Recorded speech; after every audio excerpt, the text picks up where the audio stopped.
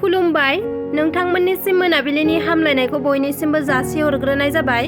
नोंथांमोनखौ आंनि बोहैस्रि blog YouTube चेनेलाव गासैखौबो बरायनानै लाग्रोनाय थाबाय। दिनै 15 आगस्ट उदांस्रि सान। आसा खालामो नोंथांमोनाबो मोजाङैनो दङ। नोंथांमोननि थाखाय आं गोदान मोनसे भिडिअ लानानै फैबाय। अन्नानै नोंथांमोना भिडिअखौ जोबजासे नायलांगोन होननानै मिजिंथिबाय। क'क्राझार जिल्लानि सिङाव थानाय 1 नं सुरजुरा गामिनि समित नार्जारिनि बिसि सनिया नार्जारिया थांनाय 13 आगस्टनि फुंबिलि 10 रिंगायाव गावनि बिमाजों गावनि गोरलै गथ'खौ लानानै कारिगाव बाजाराव थांदोंमोन।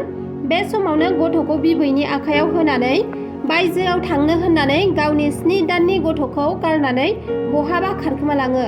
सनिया नार्जारिनि फिसाय समित नार्जारिया न'खरखौ फोथांनो थाखाय थांनाय बैसागु दानावनो बेंगालराव खामानि मावनो दंहैयोमोन। मिथिनो मोननाय बादिब्ला हौवा गैयैखौ खाबु लानानै गुबुन हौवाजों सोमोन्दो लाना थायोमोन आरो न'खरनि एबा खाथि खालानि सुबुंफोरा बादा होब्लाबो उल्थासो बाथ्रा दान्थेयोमोन होननानै फोरमायदों गामिनि सुबुंफोरा। समित नार्जारिनि बिमाया बिहामजोखौ फैफिनब्लाबो लाखिला एबा नाजावला, नांगौब्ला बे गोरलै फिसौखौ गावनो खस्थ' मस्थ'यैब्लाबो फेदेरलांसिगोन होनना खौरां बिजोंनि गेजेरजों फोरमायदों। मोनसे गिथाव बाथाव जाथाय, सोमोनांथाव जाथाय। काछार डिस्ट्रिक्टनि सिङाव थानाय दलयाव माद्रासानि गंसे हस्टेलनि रुम सिङाव सासे 12 बोसोर बैसोनि हौवासा गथ'खौ बुथारनानै दोननाय थासारियाव बोखांनो हादों। बुथारजानाय फरायसानि मुङा जाबाय राबिजुल हुसैन आरो बे जाथाया दारुसालाम हाफिजिया माद्रासनि हस्टेल सिङाव जादोंमोन आरो थैनाय गथ'नि खर'खौ दानस'ना दोननाय थासारियाव बोखांनो हादों। दा बे जाथायनि सायाव काछार पुलिसा एबा आसाम पुलिसा नायबिजिरनाया सोलिगासिनो दङ। सांग्रां जा, जोंनि बर' बिमा बिफाफोरा फिसाखौ हस्टेलाव दोनहरोब्ला नोंथाङा 100 बार सानग्रो आरो उपाय गैथाराब्ला दोनहरनाय जायोब्लाबो गथ'खौ मोजाङै बुजायबो। बाहेराव थानाय लोगोफोरजों गेलेनाय सांग्रां जानो फोरोंबो आरो दिथागिरि हस्टेल वार्डेनफोरखौबो साबधानाव लाखिनो खावलायबो, जाहाथे नोंथांनि गथ'आ जेबो खैफोद जाया। बे आंनि खावलायनाय। दा साननो गोनां बाथ्राया बेसोदि हस्टेल रुम सिङावनो खर' दानस'ना दोनलायनाय बे माबोरै जाखो? बे जाथाया ओनसोलनि सुबुंफोरखौनो सोमोनांहोदों। क'क्राझार जिल्ला हान्था मेला बिफाननिफ्राय खौरांगिरि मेल खुंदों।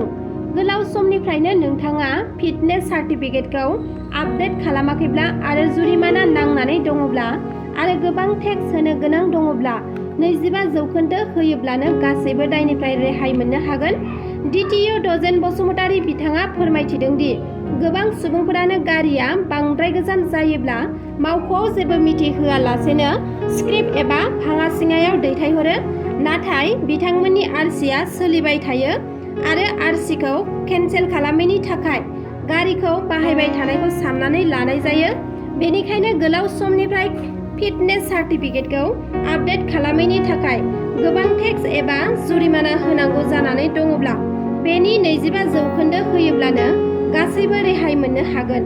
नाथाय गारिखौ 2022 मायथाइनि 18 जुलाइनि सिगांनो स्क्रेप खालामनाय जानांगोन होनना फोरमायथिदों आरो आगस्ट, सेप्तेम्बर, अक्ट'बर दानावनो 25% रांखौ होनो हायोब्लानो गोबां होनो गोनां राङा रेहाय मोनगोन होनना फोरमायथिदों DTO डजेन बसुमतारी बिथाङा।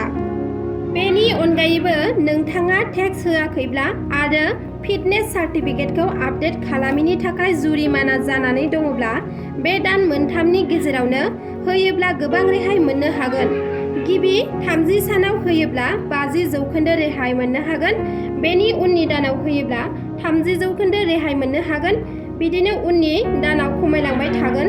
लोगोसे 31 अक्ट'बरसिमाव नोंथाङा ड्राइभिं लाइसेन्स आरो आरसिखौ नोंथाङा अनलाइन खालामनानै लायाब्ला नोंथांनि लाइसेन्स आरो आरसिआ इनभेलिड जागोन एबा खामानि होनाय नङा। नोंथांमोना आंनि भिडिअखौ नायजोबनायनि थाखाय रोजा रोजा साबायखर थाबाय।